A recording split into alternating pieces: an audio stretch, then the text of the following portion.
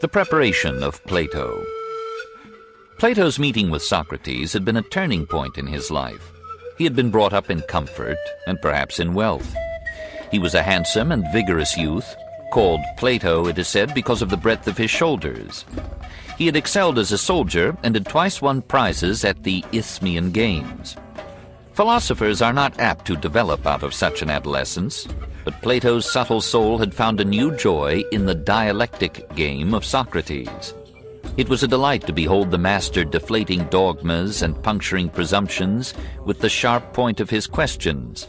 Plato entered into this sport as he had in a coarser kind of wrestling, and under the guidance of the old gadfly, as Socrates called himself, he passed from mere debate to careful analysis and fruitful discussion. He became a very passionate lover of wisdom and of his teacher. "I thank God," he used to say, "that I was born Greek and not barbarian, freeman and not slave, man and not woman, but above all that I was born in the age of Socrates." He was 28 when the master died, and this tragic end of a quiet life left its mark on every phase of the pupil's thought. It filled him with such a scorn of democracy, such a hatred of the mob, as even his aristocratic lineage and breeding had hardly engendered in him. It led him to a catonic resolve that democracy must be destroyed, to be replaced by the rule of the wisest and the best. It became the absorbing problem of his life to find a method whereby the wisest and the best might be discovered and then enabled and persuaded to rule. Meanwhile, his efforts to save Socrates had marked him out for suspicion by the democratic leaders. His friends urged that Athens was unsafe for him, that it was an admirably propitious moment for him to see the world. And so, in that year 399 BC, he set out. Where he went we cannot for certain say. There is a merry war of the authorities for every turn of his route. He seems to have gone first to Egypt, and was somewhat shocked to hear from the priestly class which ruled that land that Greece was an infant state, without stabilizing traditions or profound culture, not yet therefore to be taken seriously by these sphinxly pundits of the Nile. But nothing so educates us as a shock. The memory of this learned caste, theocratically ruling a static agricultural people, remained alive in Plato's thought, and played its part in writing his Utopia. And then off he sailed to Sicily, and to Italy. There he joined for a time the school or sect which the great Pythagoras had founded. And once again his susceptible mind was marked with the memory of a small group of men set aside for scholarship and rule, living a plain life despite the possession of power. 12 years he wandered, imbibing wisdom from every source, sitting at every shrine, tasting every creed. Some would have it that he went to Judea and was molded for a while by the tradition of the almost socialistic prophets, and even that he found his way to the banks of the Ganges and learned the mystic meditations of the Hindus. We do not know. He returned to Athens in 387 BC, a man of 40 now, ripened to maturity by the variety of many peoples and the wisdom of many lands. He had lost a little of the hot enthusiasms of youth, but he had gained a perspective of thought in which every extreme was seen as a half-truth, and the many aspects of every problem blended into a distributive justice to every facet of the truth. He had knowledge and he had art. For once the philosopher and the poet lived in one soul, and he created for himself a medium of expression in which both beauty and truth might find room and play: the dialogue. Never before, we may believe, had philosophy assumed so brilliant a garb, and surely never since. Even in translation, this style shines and sparkles and leaps and bubbles over. Plato, says one of his lovers, Shelley, exhibits the rare union of close and subtle logic with the Pythian enthusiasm of poetry, melted by the splendor and harmony of his periods into one irresistible stream of musical impressions, which hurry the persuasions onward as in a breathless career. It was not for nothing that the young philosopher had begun as a dramatist. The difficulty in understanding Plato lies precisely in this intoxicating mixture of philosophy and poetry, of science and art.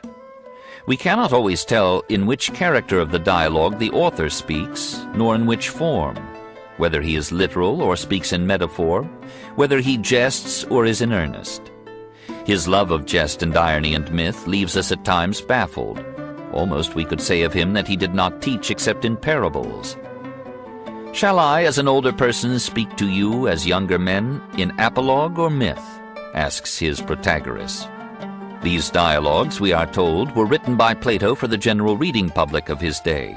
By their conversational method, their lively war of pros and cons, and their gradual development and frequent repetition of every important argument, they were explicitly adapted, obscure though they may seem to us now, to the understanding of the man who must taste philosophy as an occasional luxury, and who is compelled by the brevity of life to read as he who runs may read.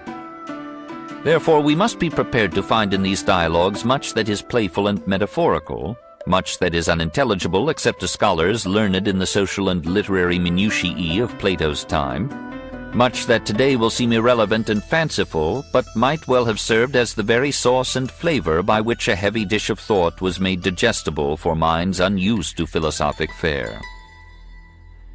Let us confess, too, that Plato has in sufficient abundance the qualities which he condemns. He inveighs against poets and their myths, and proceeds to add one to the number of poets and hundreds to the number of myths. He complains of the priests, who go about preaching hell and offering redemption from it for a consideration, but he himself is a priest, a theologian, a preacher, a super-moralist, a Savonarola denouncing art and inviting vanities to the fire. He acknowledges, Shakespeare-like, that comparisons are slippery, but he slips out of one into another and another and another. He condemns the sophists as phrase-mongering disputants, but he himself is not above chopping logic like a sophomore. Fagay parodies him. The whole is greater than the part? Surely. And the part is less than the whole? Yes. Therefore, clearly, philosophers should rule the state. What is that? It is evident. Let us go over it again. But this is the worst that we can say of him. And after it is said, the dialogues remain one of the priceless treasures of the world. The best of them, the Republic, is a complete treatise in itself, Plato reduced to a book. Here we shall find his metaphysics, his theology, his ethics, his psychology, his pedagogy, his politics, his theory of art. Here we shall find problems reeking with modernity and contemporary savor, communism and socialism, feminism and birth control and eugenics, Nietzschean problems of morality and aristocracy, Rousseauian problems of return to nature and libertarian education, Bergsonian élan vital and Freudian psychoanalysis. Everything is here. It is a feast for the elite, served by an unstinting host. Plato is philosophy, and philosophy Plato, says Emerson, and awards to the Republic the words of Omar about the Koran. Burn the libraries, for their value is in this book. Let us study the Republic.